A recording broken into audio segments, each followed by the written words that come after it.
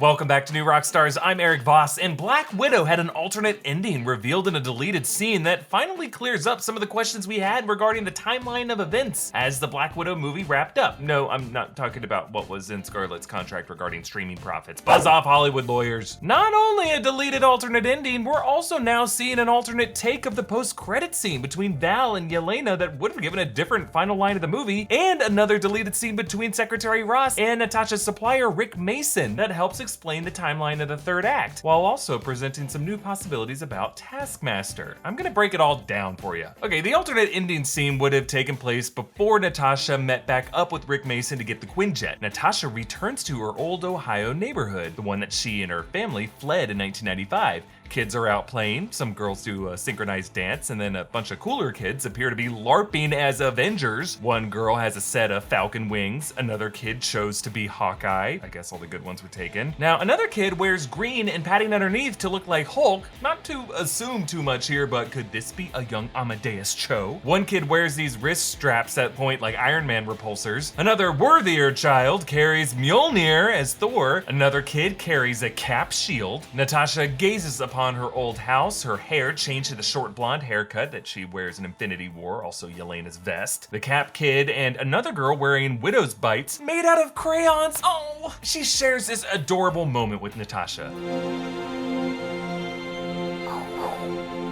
I gotta say, I love this. Despite the risk Natasha is definitely taking as a fugitive, Ross's forces would probably have her old house being watched. This girl playing Black Widow and the boy playing Cap pairing off in front of Natasha might have even been what inspired Natasha to team up with Cap to help him free Sam and Wanda from the Raft prison. While the theatrical ending of the film makes those next steps more explicit, I think for some that also elicited some mental readjustment of the other events at the end of Civil War, that in order for Natasha to sync up with Cap in that final shot on the raft, all of the events of Black Widow must have taken place during the epilogue of Civil War, an epilogue that now must have lasted weeks? Like the Red Room fell from the freaking sky, all while Tony Stank was kicking it with Rhodey. I mean, we got it. It just took us a second to process while we were also trying to appreciate the bookending significance of the Fireflies. Really, the bigger timeline mystery from the end of Black Widow was, how did Natasha slip Secretary Ross as he was closing in on her? The movie just kind of cuts to black, and then 2 weeks later, she's with Mason and that new haircut, and no explanation as to how she was able to elude Ross in an open field. Well, another recently revealed deleted scene sheds some light on Ross and Mason's movements in the latter half of this film. In this scene, Ross and his forces find this restaurant and have Mason in captivity.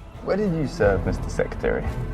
I am serving this very instant, right here in front of you, as I have my whole life. What I don't do is sell myself to the highest bidder, propping myself up like some debonair black market smuggler. Ross is then given a phone that was left behind by Natasha in a box of French fries with a note reading, "Come after me," and her hourglass logo. And then this would have led into Melina waking up in her Natasha disguise in the Red Room holding cell. So this would have shown where Mason ended up after worrying to Natasha that Ross had been hot on his heels. Your mate, Secretary Ross, has been sniffing around my affairs to the point to which I've got contacts declining my calls. It also would have explained how Ross got the word to track down Natasha at the Red Room's precise location, which in the theatrical version was a bit of logic rushed in via audio dubbed in later via ADR. So once we're inside, I'll activate my tracker and Ross will come running. But before we continue, this video is brought to you by our friends at Manscaped, the best in men's below-the-waist grooming. Manscaped offers precision-engineered tools for your family jewels. They just launched their 4th generation trimmer, the Lawnmower 4.0, and it is a doozy. It's got an LED light, it's got wireless charging, and an adjustable guard with 4 length settings. Now, as with the previous lawnmowers, the 4.0 has a ceramic blade with skin-safe technology, you know, to avoid the bag snags, the pouch ouch, the puncture of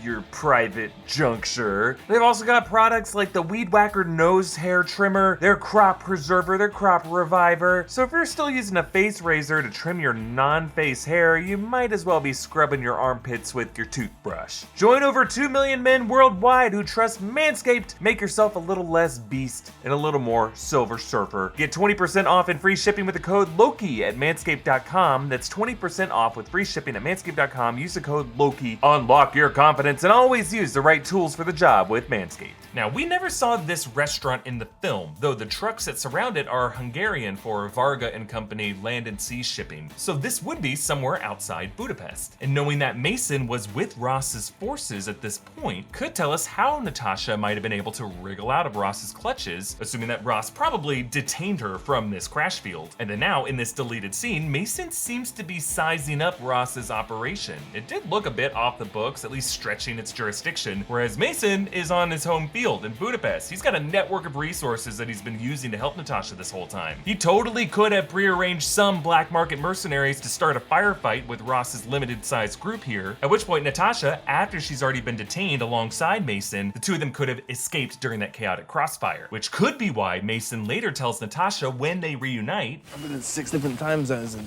3 days because of you. yeah, 6 different time zones. Budapest is 6 time zones ahead of Ohio, which seems to be where Mason and Natasha now are, based on those same fireflies being in the trees as the opening shot in Ohio. And now we've learned Natasha driving the same motorcycle that we saw her on in the deleted alternate ending scene that was in Ohio. Now, as to why this scene with Ross and Mason was cut, it could just be a simple matter of pacing. That's usually the reason why these things are cut out of the movie. But it's still interesting to see Ross's resentment toward Mason for selling his skills to the highest bidder instead of serving his country, and how the way Ross says it, it seems like it's so personal for him. Now, there have been some theories out there that Rick Mason could have been the original identity of Taskmaster, but then they reshot it to be Antonia Dreykov when that leaked. I'm not sure about that because Antonia Dreykov seemed pretty baked into the narrative throughout the film, and changing the movie to that would have required extensive reshoots, and all the reports say the movie went unchanged for the past year. Now, I've always believed that the Taskmaster identity doesn't have to end with Antonia, and since it's tech, another character could totally take that on. Based on this new tension from Ross here, I would love to see Rick Mason pressured into serving his country once more under the mask of Taskmaster as part of Ross and Val's Thunderbolts initiative. And speaking of Val and that initiative, this movie's post-credit scene in which she assigns Yelena Belova, who's also part of that group with John Walker, the movie's outtakes reveal an alternate bit of dialogue improvised by Julia Louis-Dreyfus, as much of that interaction probably was. Can I have my iPad? I'm keeping it. Oh. Okay, well, Merry Christmas. So which ending of Black Widow do you prefer? You can support New Rockstars by checking out all of our merch options at newrockstarsmerch.com. Follow me on Instagram and Twitter at EA Voss. Follow and subscribe to New Rockstars. Thanks for watching. Bye.